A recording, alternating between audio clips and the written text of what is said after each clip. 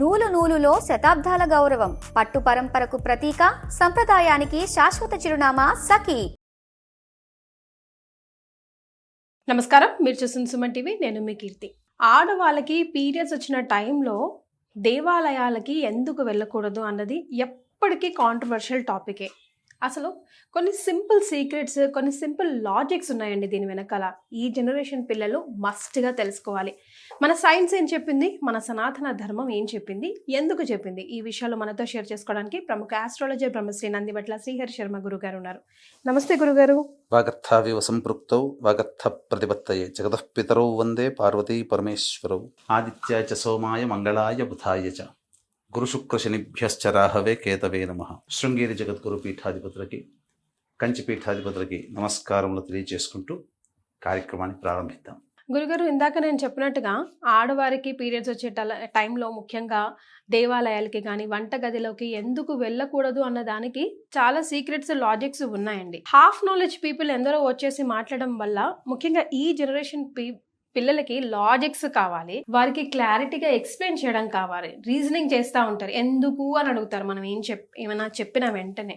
So ఆ విషయాన్ని మనం ఈ వీడియో ద్వారా ఇవ్వగలిగితే మన సనాతన ధర్మం ఏం చెప్తుంది, సైన్స్ దానికి ఎలా లింక్ అయింది అన్నది అర్థమవుతే కనుక తప్పకుండా పాటిస్తారని నా నమ్మకం. తప్పకుండా అమ్మా. ఎందుకనంటే ప్రస్తుతం ఉన్నటువంటి సమాజంలో చాలామంది తెలుసుకోవాల్సినటువంటి విషయం. అంటే ఈ మధ్య కొన్ని బాబాల దేవాలయాల్లో, బాబాల ఆశ్రమాల్లో స్త్రీలు బహిష్టైన దర్శనం చేసుకోవచ్చు. ముఖ్యంగా ఈ మధ్య కొంత చూశాను, బహిష్టు అయినటువంటి స్త్రీమూర్తులు కూడా అమ్మవారి దేవాలయానికి చేయవచ్చు, బహిష్టు అయిన తర్వాత కూడా అమ్మవారికి మేము పూజలు చేస్తామని చెప్పి ఒక జంట ఈ ప్రచారం జరిగింది హైటెక్ సిటీ ప్రాంతంలో. అంటే ఒక రకంగా చెప్పాలి అని అంటే వేల సంవత్సరాల నుంచి వస్తున్నటువంటి ఆచార సాంప్రదాయాల్ని మంట కలిపే విధంగా, అంటే వాటికి తిలోదగాలిచ్చే విధంగా చాలా మంది చేస్తున్నారు. ఇక్కడ గమనించాల్సింది అంటే వీక్షించేటువంటి సుమన్ టీవీ ప్రేక్షకులు కూడా సైన్స్ ప్రకారం ఏంటి, శాస్త్రం ప్రకారం మనం ఆచరించేటువంటి విధానంలో సైన్స్ ఎంత దాగి ఉంది, ఇదే విషయం సైన్స్ కూడా చెప్పినటువంటి విషయం. కాకపోతే మన వాళ్ళు ఆచార వ్యవహారాల్లో భాగంగా మనకు అలవాటు చేశారు. కానీ సైన్స్ కూడా చెప్తుంది. యాక్చువల్గా ఇతర ధర్మాలు కూడా ఇవి పాటించడం మొదలుపెట్టాయి గురుగారు ఇప్పుడు. అంటే వాళ్ళ దాంట్లో లేకపోయినా కూడా సరే భక్తి కదా, ఇందులో ఒక నిజం ఉంది కదా అన్న విషయంగా. వాస్తవం ఇక్కడ ఎందుకనంటే మామూలు రోజుల్లో కంటే కూడా బహిష్టు అయినటువంటి స్త్రీ అనగా ఋతుమతి అయినటువంటి స్త్రీ సాధారణంగా వీక్ అయిపోయి ఉంటుంది, శరీరము వీక్గా ఉంటుంది. ఆ సమయంలో ఎక్కువగా స్త్రీని కష్టపెట్టకూడదని మనం సనాతన ధర్మంలో భాగంగా ఆ స్త్రీకి ఆ ఋతుమతి అయినటువంటి ఆ 3 రోజుల పాటు ఎటువంటి పనులు చేయకుండా విశ్రాంతి తీసుకోమ్మా అని చెప్పి ఒక చోట పెట్టడం జరిగింది. అది రెస్ట్ తీసుకోమనే తప్ప బహిష్కరించడం అస్సలు స్త్రీని మాత్రం ఏ మాత్రము కూడా నిర్లక్ష్యం చేసేది, లేకపోతే స్త్రీని అంటరానితనంగా చూసేటువంటి వ్యవస్థే కాదమ్మా. మహా సమున్నతమైన స్థానం మన హిందూ సనాతన ధర్మం స్త్రీకి ఇచ్చింది. స్త్రీ ఎందుకనంటే పూర్వకాలంలో పురుషుడు పని చేసేవాడు, స్త్రీ ఇంటి పని, వంట పని చూసుకునేది. కాబట్టి ఆ స్త్రీకి రెస్ట్ ఉండాలి. ఇటువంటి బలహీనమైనటువంటి సమయంలో కూడా ఆ స్త్రీ కష్టపడితే తొందరగా వ్యాధులకి గురవుతుంది, శరీరం నిస్త్రాణంగా మారిపోతుంది, రోగాల పాలవుతారు స్త్రీలు అని చెప్పి మన వాళ్ళు పెట్టారు. అయితే దీంట్లో భాగంగా అంటే మనకు శాస్త్రం ప్రకారం మనకు చెప్పుకున్నట్లయితే ఇటువంటి ఋతుమతి అయినటువంటి స్త్రీ పాటించాల్సినటువంటి ధర్మాలు ఏంటంటే ఎక్కడ కూడా ఇంటి చుట్టుపక్కల ఎక్కడ కూడా ఇంట్లో కూడా తిరగకుండా ఒక చోట విశ్రాంతి తీసుకో. 30 రోజుల్లో 27 రోజులు కష్టపడ్డావమ్మా, నీ శరీరానికి రెస్ట్ ఇవ్వమ్మా, మాకంటూ శరీరానికి రెస్ట్ దొరుకుతుంది అని చెప్పి అలా మీకు తీసుకోండి అని చెప్పి మన ధర్మం ఆచరింపచేసినటువంటిది. ఏ వస్తువులు కూడా తాకరాదు, బెడ్ మీద ఉన్నటువంటి వస్తువులు కానీ, అలాగే దేవాలయాలకి వెళ్ళడం కానీ, అట్లాగే పూజా గదిలో వెళ్ళడం కానీ, ముఖ్యంగా ఈ పచ్చని చెట్లు ఉంటాయి కదమ్మా, ఆ చెట్ల పొదల్లోకి కానీ, ఆ చెట్టు పరిసర ప్రాంతాల్లో కానీ వెళ్ళకూడదు. కారణం ఫామ్ హౌస్ అలాంటి ప్లేసెస్ కి కూడా వెళ్ళకూడదు అంటే గాలి సోకుతుంది, తోట అటువంటి ఉన్నట్లు. అంటే ఏంటనంటే మన శరీరంలో వాయువులు ప్రాణము, అపానము, వ్యానము, ఉదానము, సమానము. ఈ 5 రకాలైనటువంటి వాయువులు మన శరీరంలో పూర్తిగా సంచరిస్తూ ఉంటుంటాయి. అందులో అపాన వాయువు అనేటువంటిది నెగటివ్ ఎనర్జీ, అంటే బయటికి వెళ్ళగలిగేటువంటిది, బయటికి వేసేటువంటిది. అందుకనే మీకు మనిషి బాగా పప్పు పదార్థాలు బాగా తిన్నాడు అనుకోండి, పిత్తుల రూపంలో బయటికి వస్తుంది. అంటే ఆ వాసన కూడా దుర్వాసనే కదా. అంటే నెగిటివ్ అనేదంతా కూడా శరీరం నుంచి బయటికి వెళ్తుంది. కాబట్టి అపాన వాయువు ఎక్కువగా విసర్జించే సమయము స్త్రీలు బహిష్టైనటువంటి సందర్భం. దేవాలయాల్లో జీవశక్తి ఎక్కువగా ఉంటుంది, ప్రాణవాయువు ఎక్కువగా ఉంటుంది. కాబట్టి ఈ ప్రాణవాయువు జీవం లేని నిర్జీవమైనటువంటి అపాన వాయువు దేవాలయంలోకి వెళితే స్త్రీలు ఆ సమయంలో అప్పుడు ఇంటరాక్షన్ అనేటువంటిది నెగిటివ్ రియాక్షన్ జరుగుతుంది, ఎనర్జీస్. కాబట్టి ఏమైపోతుంది, తద్వారా స్త్రీకి కొన్ని రకాలైనటువంటి శారీరక మానసిక రుగ్మతలు తెలియకుండానే కలుగుతాయని చెప్పి దేవాలయాలకు వెళ్ళకండి అని చెప్పారు. కానీ మనం వెళ్ళే ఉద్దేశం కూడా దేవాలయాలకి పాజిటివ్ ఎనర్జీ గ్రాస్ప్ చేసుకోవడానికే కదా గురుగారు. ఇటువంటి నెగిటివ్ ఎనర్జీ బాడీ నుంచి రిలీజ్ అవుతున్నప్పుడు రోగాలు వచ్చినప్పుడు, రోగం వచ్చింది అంటే ఒక వ్యక్తికి, పురుషుడికైనా స్త్రీకైనా, ఆ రోగం వచ్చిన వ్యక్తి నుంచి శరీరం నుంచి నెగిటివ్ ఎనర్జీ పాస్ అవుతుంటుంది.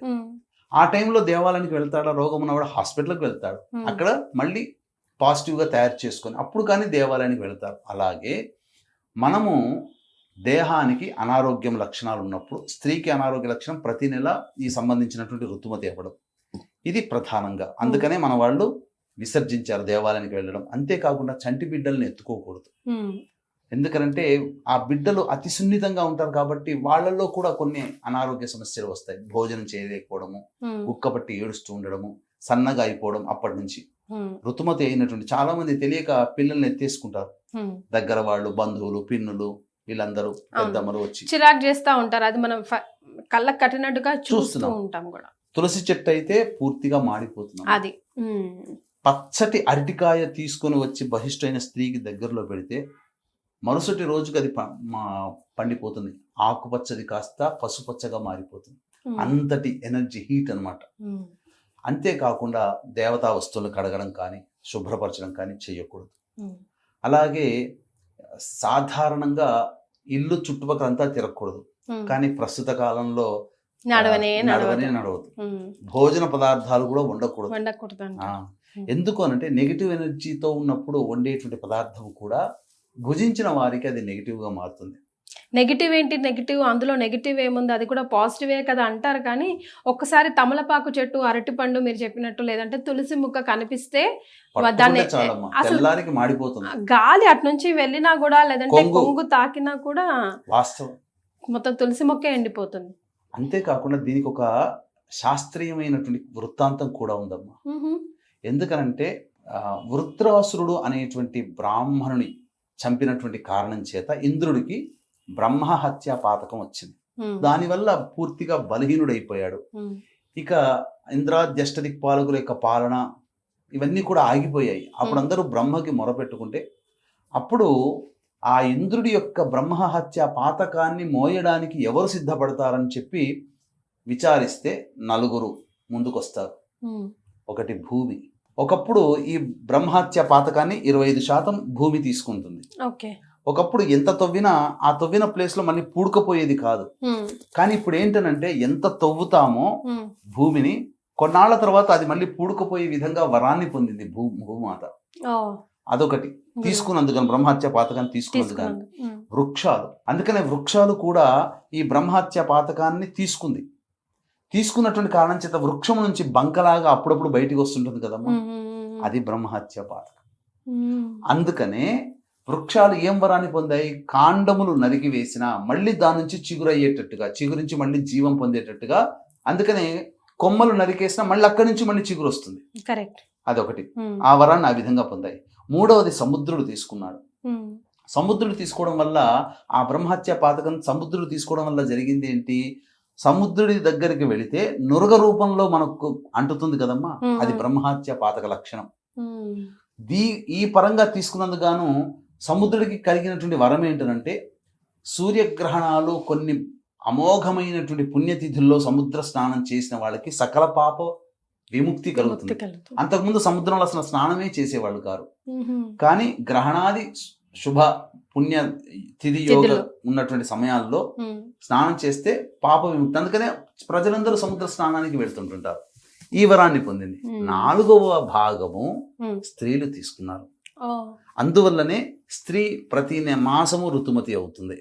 ఈ కారణం చేత స్త్రీ పొందినటువంటి వరం ఏంటి చెప్పమంటారా? గురుగారు. తెలిస్తే ఇంతదా అని అంటారంటే, ఈ యొక్క సంబంధించిన బ్రహ్మహత్య పాతకాన్ని తీసుకున్నటువంటి కారణం చేత తదనంతరం 5వ రోజు నుంచి మళ్ళీ స్త్రీ గర్భధారణ జరగడానికి మరియు పవిత్రతను పొందడానికి, అశుచిగా ఉన్నటువంటి రోజు నుంచి మళ్ళీ పూర్తిగా దేహం అంతా పవిత్రతని పొందడానికి వరం తీసుకుంది. మ్మ్. ఎలా గురుగారు? అదే ఆ వరమే పవిత్రతను పొందుతుంది. అప్పటి నుంచి మళ్ళీ పరిశుద్ధులు ఓకే. అవుతుంది. మ్మ్. అది. మ్మ్. ఇది ఈ విధంగా ఉన్నటువంటి దాగినటువంటి రహస్యం. ఇంద్రుని ద్వారా పొందినటువంటి శాప ప్రభావమే స్త్రీలకి వచ్చింది. మ్మ్. బ్రహ్మహత్య పాతకాన్ని స్త్రీలు పంచుకున్నందుకు గాను అప్పటి వరకు అదేలేండి. తెలియకుండా ఎన్నో మ్మ్. దోషాలు చేసి ఉంటారు. మ్మ్. ఏది ఋతుమతి కానంత వరకు. మ్మ్. ఆ దోషాలన్నీ కూడా ఈ ఋతుమతి అయినటువంటి కారణం తర్వాత 5వ రోజు నుంచి మళ్ళీ Refresh. పరిశుద్ధురాలు అవుతారు. మ్మ్. అది కారణం. అది. ఇందులో ఉన్నటువంటి దాగినటువంటి అంతరార్థం. కాబట్టి సాధారణంగా నెగిటివ్ ఎనర్జీ అనేటువంటిది పాస్ అవుతున్నప్పుడు సందర్భంలో పాజిటివ్గా మనం ఉన్నటువంటి దేవాలయాలకు కానీ, పిల్లలను తాకడం కానీ, వృక్షాలని తాకడం కానీ, పవిత్రమైనటువంటి వృక్షాలని తాకడం కానీ చెయ్యకూడదు. స్త్రీలు నియమంగా పాటించండి. కాకపోతే ఈరోజు మీరు అన్నట్టుగా ఈ రోజులు ఉన్నటువంటి సందర్భంలో వంట చేయడానికి కానీ ఇవన్నీ కూడాను కుదరని పని, తప్పని పని. ఎందుకంటే ఒకప్పుడు ఉమ్మడి కుటుంబం ఉండేది కాబట్టి అందరూ కూడా సహకరించేవాళ్ళు. మ్మ్. ఇప్పుడు భార్య చేసుకోక తప్పదు, పిల్లలకి చేయక తప్పదు. మ్మ్.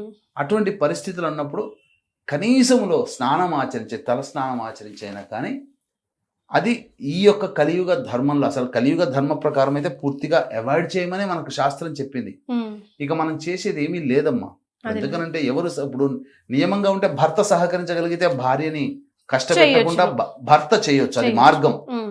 భర్త చేయలేని పక్షంలో ఇంకా ఏం చేయలేరు, ఇక మోయాల్సిందే. అందుకనే 4వ రోజు ఇల్లంతా కడుక్కోవడానికి మాత్రమే అధికారం. 5వ రోజు నుంచి మళ్ళీ శుభ్రతగా చక్కగా గోమూత్రము పూర్తిగా అన్ని ఇల్లంతా కూడా చిలకరించడం, మ్మ్. లేదా గంగాజలాన్ని చిలకరించడం, పూజా సమయంలో దీపారాధన, ముఖ్యంగా ఆ బహిష్టు సమయంలో దీపారాధన కూడా చేయకూడదు. మ్మ్.